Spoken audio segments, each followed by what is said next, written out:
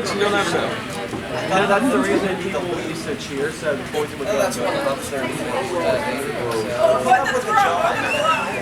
Because when you cheer, usually it goes. Ray, I'm just going to suggest that you set aside music. He's got a good whistle on him. He doesn't. Okay.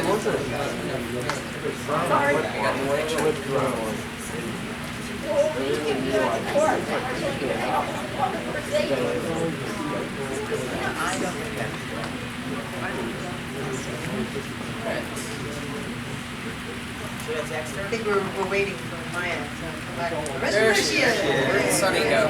Just in No time. rush, no rush. All right, so now that we got all of our panelists back up here, had a nice little break, everyone's refreshed. I think what we'd like to do is take questions from the audience. So, hit us. So one of the things that I would like to request, though, if you wouldn't mind, is when you ask your question, if you could try to keep them from being multi-tiered.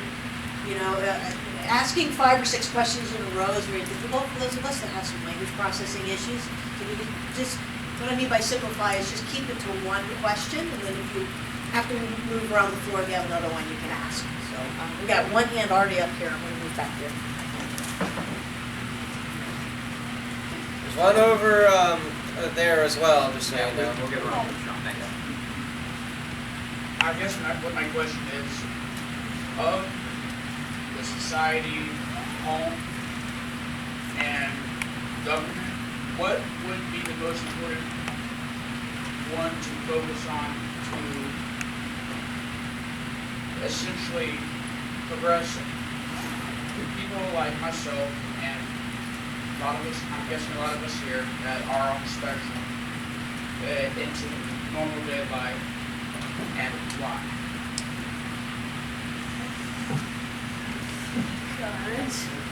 Erin, Maya beat you, so I'm going to get her first, and then I'll come to you. It's only fair, ladies first. Okay.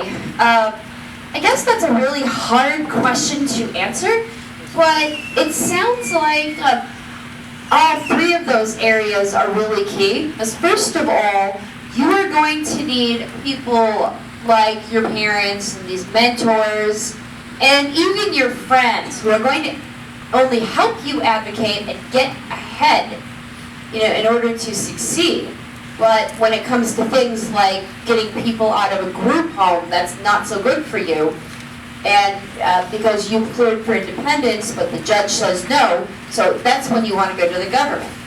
And then when I don't really know where to go with the parents, but I'll give you what I can, and I gave it my best shot.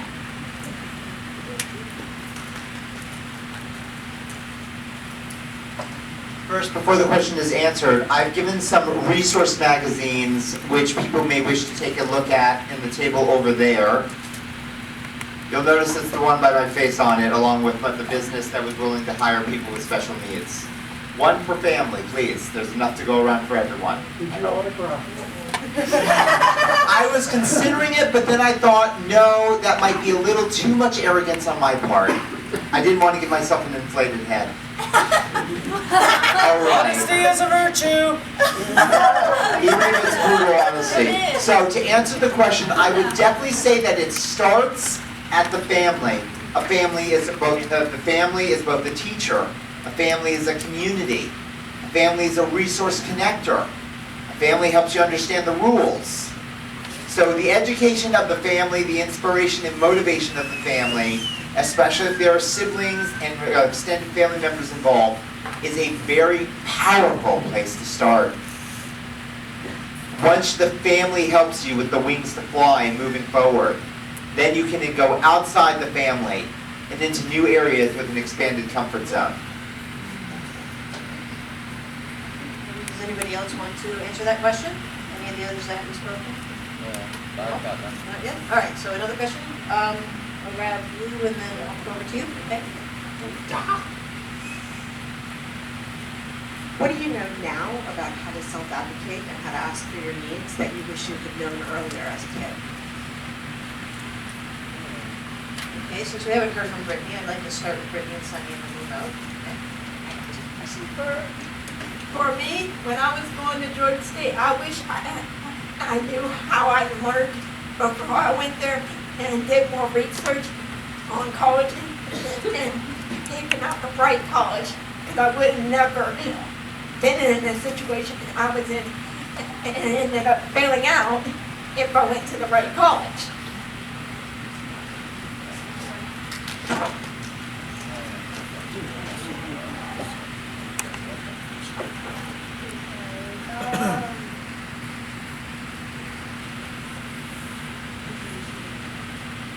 Well, what I wish that I would have known and what I would have told my 13-year-old self at the time was, don't be afraid of who you are, know who you are, and know what you want before you go to school or a job or go out there in in the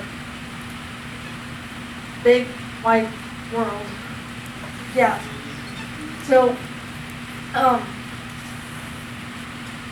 so know who you are, know what you want before you go out there.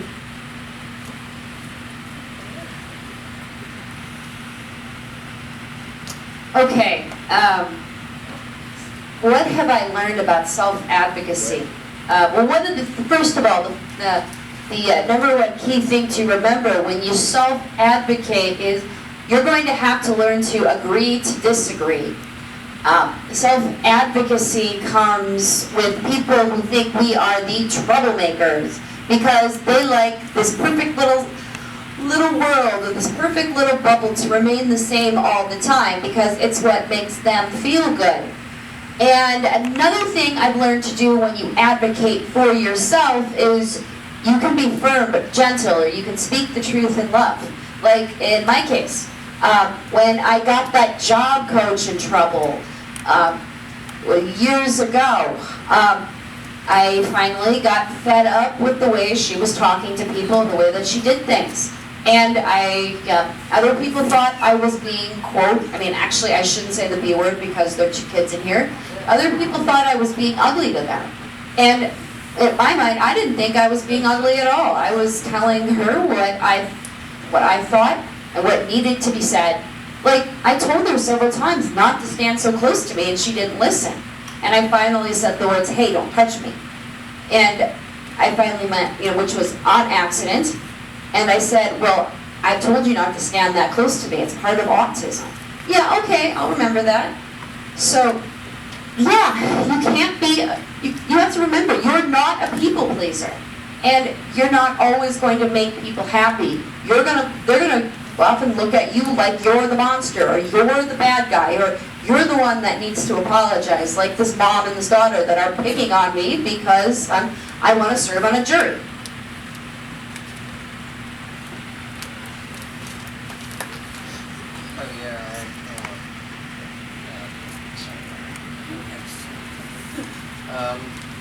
Well, I might go off on a tangent here with this question because it's not necessarily what I wish I had known, but what I wish I had known that existed, if it existed at all. And basically, it's more or less all of the resources that I utilize in this day and age. I wish had been in play a whole 10 years ago, even before that, like perhaps when I was first diagnosed. I wish we had these resources back when I was diagnosed, so I could have started advocating for myself earlier and getting involved, and that way I could have empowered myself and others to get to a better place than perhaps where some of us are today. And perhaps if I had had these resources and lived and experienced better things in these past 10 years that have already come and gone, maybe even now, at this point in time, had that transpired, changed history and all that, I could have been even at a better place, even at a higher place than where I am today. Even I could have perhaps maybe even to to borrow old movie quotes, I could have been a contender. No, just Sure, I'd vote for you.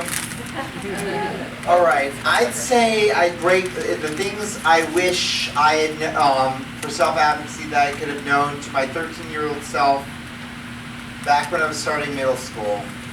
I'd have to break it into 3 parts.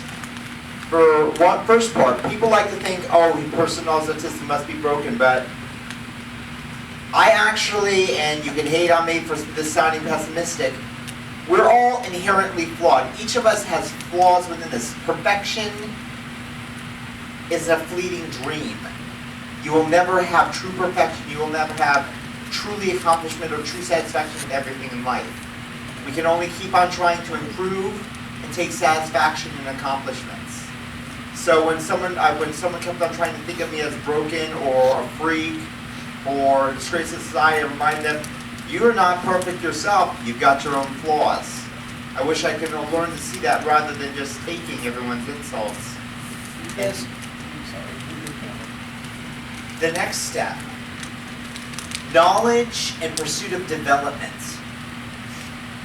I was able to grow by seeking more, by seeking development, whether it was learning to cook, learning new things for the sake of communication. When I entered high school, when I finally, in my 5th year, wanted to be in